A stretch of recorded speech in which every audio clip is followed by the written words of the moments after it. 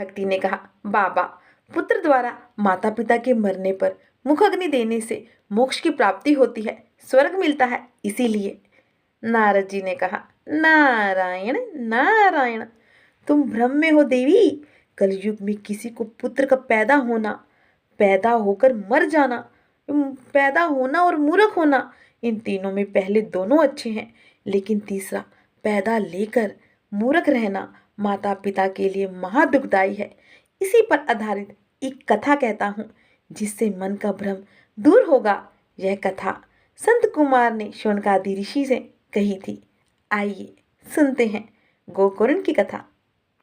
भक्ति ने ऋषियों से पूछा, मैं कहाँ वास करूं?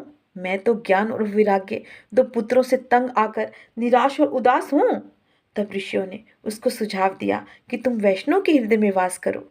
ऋषियों की बात सुनकर भक्ति वैष्णव के हृदय में प्रवेश कर गई और तब भगवान विष्णु भी साकार होकर भक्तों के मन में बैठ गए।